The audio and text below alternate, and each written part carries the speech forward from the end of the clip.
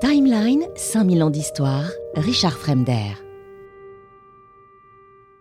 Et c'est ici que l'histoire prend un virage étonnant. Parce que le nazisme, à première vue, exècre les drogues. Dès 1933, les nazis mènent une politique brutale de répression contre les toxicomanes. Il faut quand même imaginer ça. Internement forcé, fiches médicales transmises carrément à la police, campagne de délation, la consommation de morphine, de cocaïne, de hashish est présentée comme un fléau social importé par les juifs bien sûr, et les étrangers. Dans Mein Kampf, Hitler se présente comme un modèle lui-même de tempérance. Il ne boit pas, il ne fume pas, il ne prend aucun stupéfiant. C'est le fameux culte du corps sain, de la pureté, de l'endurance virile, au cœur du discours nazi. On valorise l'abstinence, la discipline, le contrôle de soi. Le Reich veut des corps solides, hygiéniques, bref, des ariens.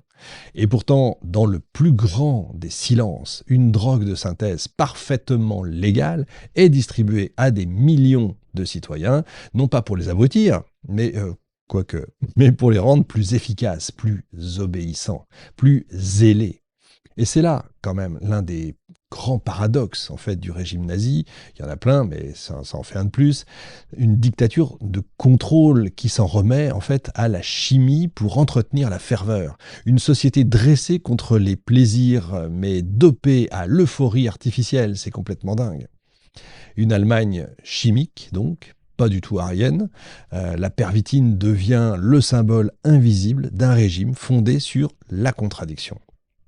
D'un pouvoir qui condamne, comme je vous l'ai dit, officiellement la drogue, tout en l'administrant à son peuple, qui glorifie la force naturelle tout en la remplaçant par des molécules qui vantent la pureté tout en diffusant un poison. Tout ça, cette contradiction évidemment n'est pas anodine, elle dit quelque chose de fondamental, encore une fois sur le nazisme, son incapacité à croire à ses propres mythes. L'arien parfait, le citoyen modèle, le soldat invincible n'existe pas. Tout simplement, il faut le fabriquer, le soutenir, le stabiliser chimiquement.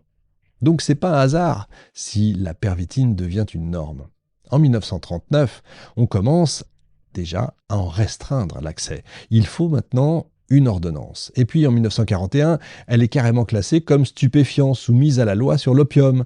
Mais entre-temps, le mal est fait, vous avez des millions d'Allemands qui ont goûté à l'extase synthétique. Et le régime lui-même va bientôt en devenir le plus grand consommateur. Parce que, vous l'avez compris, une guerre se profile. Et cette guerre, les nazis veulent la livrer à toute vitesse. C'est le fameux Blitzkrieg qui arrive, et avec lui, un nouveau chapitre de cette histoire toxique. Il est 5 heures du matin, le 10 mai 1940, sur une route de l'Eifel, à la frontière belgo-allemande, les moteurs ronflent dans le silence, des milliers de soldats sont prêts. Les ordres sont clairs, franchir la Meuse, foncer vers la Manche, briser la France en 2 semaines. Ce que personne ne sait encore, c'est que nombre de ces soldats, dans les poches de leur vareuse, serrent une précieuse ration, les fameux comprimés de pervitine. Le haut commandement nazi a un plan, une guerre rapide, brutale, sans répit et sans sommeil. Et pour la mener, il faut plus que des armes, plus que des chars ou des blindés, il faut des corps infatigables, des esprits vifs, des nerfs d'acier, il faut littéralement des hommes dopés.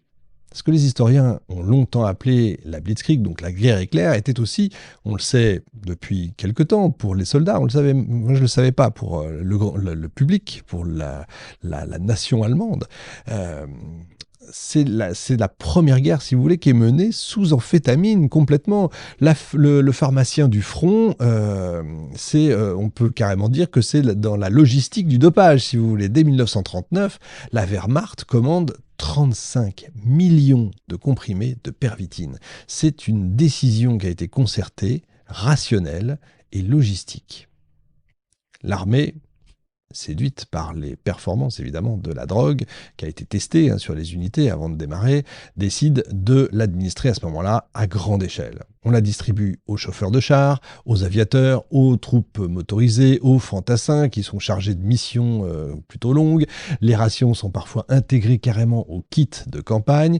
Des notices sont même envoyées aux médecins militaires pour expliquer le dosage recommandé, bien sûr, parce qu'il faut éviter, il faut prendre des précautions, si vous voulez, il faut éviter les effets secondaires, ou en tout cas, il faut les prévoir. En clair, le commandement allemand choisit la vitesse pharmaceutique. Il ne s'agit plus seulement de contourner les lignes ennemies, mais aussi d'annuler les limites humaines, c'est-à-dire la fatigue, la peur, le sommeil.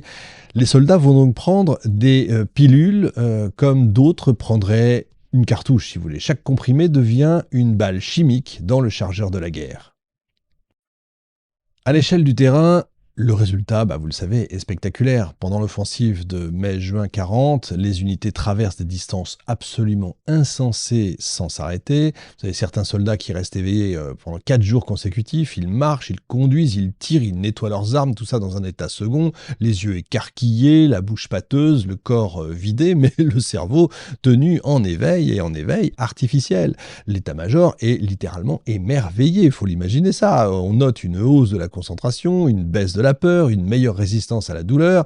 Les soldats ne questionnent plus les ordres, ils avancent presque mécaniquement, comme dans une sorte de transe logistique, faut comprendre ça. Le général Guderian lui-même, pionnier des blindés allemands, soutient personnellement le recours à la pervitine pour maintenir la pression dans ces colonnes motorisées.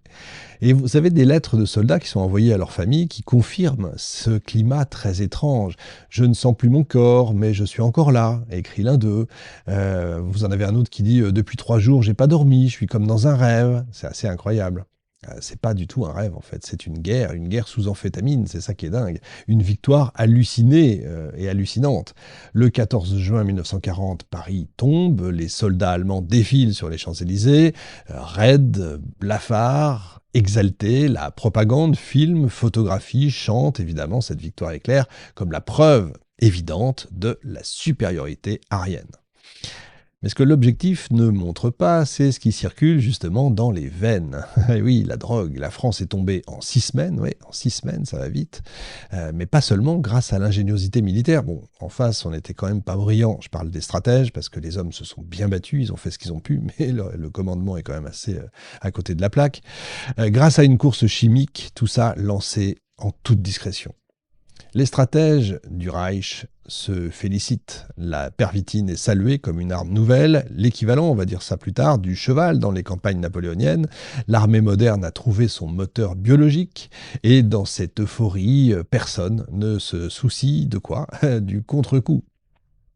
Parce que le retour de bâton ne tarde pas, évidemment, au bout de quelques semaines. D'usage, on va dire, prolongé, les soldats commencent à s'effondrer, littéralement. Certains sombrent dans des états dépressifs extrêmement graves, d'autres deviennent littéralement paranoïaques, violents, incapables de se reposer, même après la fin des combats. On note des cas d'hallucination, des soldats qui parlent tout seuls, qui entendent des voix, qui croient voir des ennemis dans les arbres, des commandants qui se plaignent des soldats, je cite, devenus nerveux comme des lapins incapables d'obéir. Plusieurs sont quand même internés pour troubles psychiatriques, c'est quand même pas rien. La pervitine, comme toute amphétamine, épuise le système nerveux. Elle empêche en fait le sommeil, mais ne remplace pas le repos. Elle donne, si vous voulez, l'illusion de la puissance, mais elle affaiblit la conscience. Elle court-circuite la peur, mais elle détruit dans le même temps la prudence. Et certains historiens avancent même une hypothèse assez vertigineuse. La décision absurde d'Hitler de stopper les blindés devant Dunkerque fin mai 1940, alors que la victoire est là, à portée de main, face aux Anglais, parce qu'en fait l'armée anglaise est là, pourrait avoir justement une cause pharmacologique, un état de surexcitation mal maîtrisé, une intuition exaltée, une sorte de délire stratégique, une décision prise peut-être sous l'effet de la drogue. Timeline, 5000 ans d'histoire, Richard Fremder.